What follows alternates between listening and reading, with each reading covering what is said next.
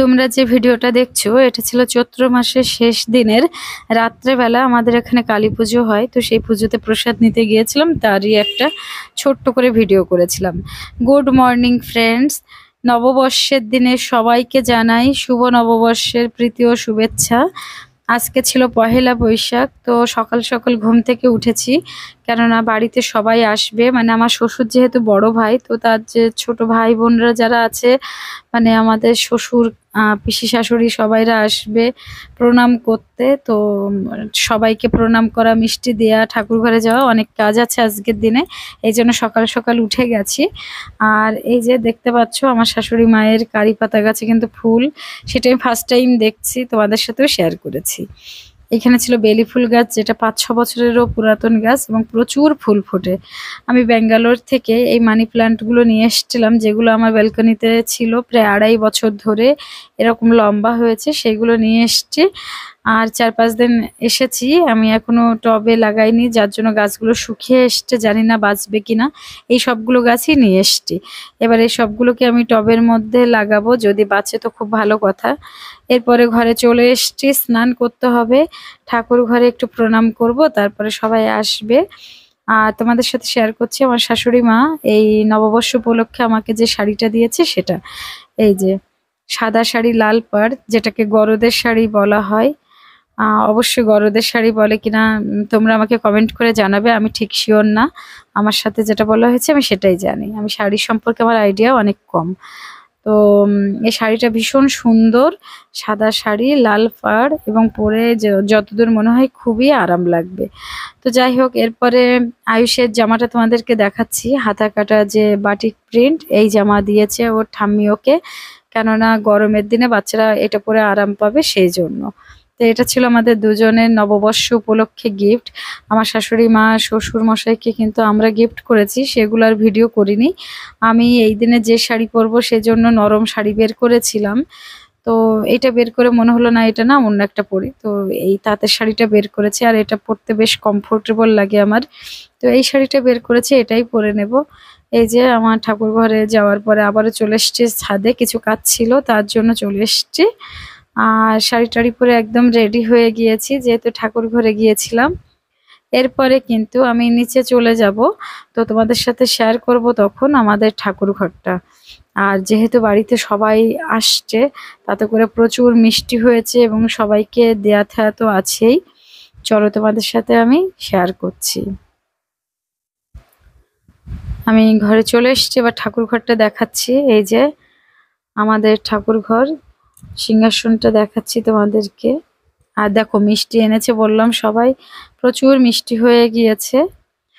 আর এই যে আমাদের ঠাকুর ঘর, সিংহাসন। আমাদের ঠাকুর ঘরে পুজোটা কিন্তু আমার শ্বশুর মশাই করে, তো উনি খুব সকালবেলা উঠেই পুজো করতে শুরু করে। পুজো টুজো সব হয়ে গেছে সকাল সকাল। আমাদের সকালের খাবার ছিল এই দিনে, এই যে আমার শাশুড়ি মা আয়ুষের জন্য করে রেখেছিল ফ্রাইড রাইস, ভেজিটেবল ছিল এটা, মানে সবজি। আমাদের ছিল বিভিন্ন রকমের ভর্তা, আর ছিল মিষ্টি ছিল। এই যে প্রসাদের প্লেটটা দেখতে পাচ্ছ, এটা আমাদের বাড়ির নিচে যারা ভাড়া থাকে, তো তাদের দোকানে পুজো হয়েছিল, সেখান থেকে প্রসাদ দিয়েছিল। তো ব্যাস, এইগুলোই ছিল সকালবেলার দৃশ্য। এরপরে দুপুরে রান্নার জন্য আমি রান্নাঘরে চলে এসেছি। আজকে ইলিশ মাছ রান্না হবে, সেই সাথে চিংড়ি মাছও আছে। তবে যেহেতু চিংড়ি মাছ বাছতে সময় লাগে, সেই জন্য হয়তো আজকে আমি চিংড়ি মাছটা করব না, সেটাই ঠিক করে রেখেছি। ইলিশ মাছ কেটে ধুয়ে শেষে রান্নার জন্য এভাবে রেডি করে রেখেছি। এখানে আছে দই, সর্ষে, পোস্তদানা, লঙ্কা, এসব মিলিয়ে ওর মধ্যে মাছগুলোকে রেখে দিয়েছি, কাঁচা মাছ। এখানে 2 পিস মাছ, তেল, আমি এগুলো ভাজা করে নিচ্ছি। ইলিশ মাছের তেল দিয়ে ভাত খেতে ভীষণ ভালো লাগে তার জন্য। আর এইখানে দেখতে পাচ্ছ দুপুরে খাবার দাবার সব রেডি করা, উচ্ছে আলু ভাজা, কচু শাকের ঘন্ট, ডাল, ডাঁটা আলু বেগুন দিয়ে রান্না করা, এগুলো সব নিরামিষ। আমার শাশুড়ি মার সাইড থেকেই আমি নিয়েছি। এখানে আছে এঁচোড় আলু দিয়ে নিরামিষ রান্না, আর আছে আম এর চাটনি। তো এইগুলো ছিল নিরামিষ সাইডের। আর তোমাদেরকে বলে দিই, আমার শাশুড়ি মা, শ্বশুর, এনারা দুজনে কিন্তু নিরামিষ ভোজী, সেজন্য আমাদের 2 সাইডে রান্না হয়। আমার সাইডে ছিল চিংড়ি মাছ দিয়ে কচুরলতি ভাজা, আর এখানে ছিল ইলিশ মাছের তেল, ইলিশ মাছ ভাজা, সেই সাথে ছিল যে ইলিশ মাছটা প্রিপারেশন করছিলাম তার ভাপা, মানে দই সর্ষে দিয়ে। দুপুরে খাওয়া দাওয়া করে বিকালের পরে একটু বের হয়েছি, মানে সন্ধ্যার দিকে বের হয়েছি। আমার শ্বশুরের যে আরো 2 ভাই আছে, মানে আমার শ্বশুরেরা 5 ভাই, তো একজন বাইরে থাকে আর আরেকজন একটু দূরে থাকে। তো যে দুজন পাশে আছে ওনাদের ওখানে যাচ্ছি প্রণাম করতে। কাকা শ্বশুরের বাড়ির থেকে কিন্তু আরেক কাকা শ্বশুরের বাড়িতে চলে এসেছি। তো আয়ুষের মেজো ঠাম্মি, মানে আমার মেজো কাকা শ্বশুররা এরকম খাবার দিয়েছে ওর হাতে, ও সেটা নিয়ে যাচ্ছে। আর আমরা একটু কলোনির মোড়ে যাব, কেননা ছেলের স্কুলের কিছু জিনিস কেনার ছিল, সেই জন্য। চলো, এই যে আমরা টোটোতে উঠেও পড়েছি। আর যেহেতু পহেলা বৈশাখ, তো পুরো কিন্তু সব যে জুয়েলারি দোকানগুলো সেখানে কিন্তু সব হালখাতা চলছে। বেশ ভালোই লাগছিল এই দিনটা। আমি যেহেতু বিয়ের পরে প্রায় 8 বছরেরও বেশি সময় বাইরে থেকেছি, তো বিশেষ দিনগুলো আমার সেইভাবে কলকাতাতে কাটানো হয় না বিয়ের পরে। আর আয়ুষও এগুলো এই একটু বুঝতে শেখায় বড় হয়ে প্রথমবার দেখছে। এই যে আমরা কলোনির মোড়ে এসে আয়ুষের জিনিস কেনাকাটা করছি। এরপরে কিন্তু চলে এসছে পাশের একটা দোকানে। ও সন্ধ্যাবেলার থেকে কিছু খায়নি, খিদে পেয়েছে। তো একটা চিকেন ইন্টারনেট, এটা ওর বাবা ওর জন্য নিয়ে নিয়েছে। এটা খাওয়া হয়ে গেলে আমরা বাড়িতে ফিরে এসছি। বাড়িতে ফিরে আসার পরে আজকে যেহেতু হালখাতা আছে, আমাদের দুটো জুয়েলারি দোকানে যাওয়ার ছিল।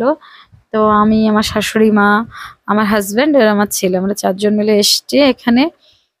তারপরে এখানে এসে কিন্তু যেহেতু গরমকাল, তো এখানে সবাইকে ওয়েলকাম ড্রিঙ্কস হিসেবে দিয়েছিল কোকা কোলা, স্প্রাইট, যে যেটা পছন্দ করে সেভাবে দিয়ে দিয়েছে। তাছাড়া ছিল ফুচকা, বেশ ফুচকা খেয়েছিলাম এই রাত্রে আমি।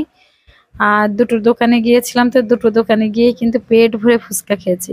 তাছাড়া পয়লা বৈশাখ উপলক্ষে আমাদের পাড়ার এখানে কিন্তু বেশ ভালো যে ফাংশন বলে যেটা আর কি, তো এই অনুষ্ঠান হয়েছিল। আর এরপরে কিন্তু সেখান থেকে চলে এসে আমাদের যে 2য় নাম্বার যে জায়গাটা, এটা আমাদের বাড়িরই, দুটোই বাড়ির পাশে, বাড়িটা মিডলে 2 সাইডে, আর দুজনেদের দোকান, সেখানে গিয়েছিলাম। তো এখানে এসেও সেম ওয়েলকাম ড্রিঙ্কস হিসাবে দিয়েছিল স্প্রাইট, তারপরে এটা দিয়েছিল কি জানি বলে এটাকে, মিরিন্ডা। হ্যাঁ, তো এইগুলো খেয়ে ফুচকা খেয়েছিলাম। এখানকার ফুচকাটা খুব টেস্টি ছিল।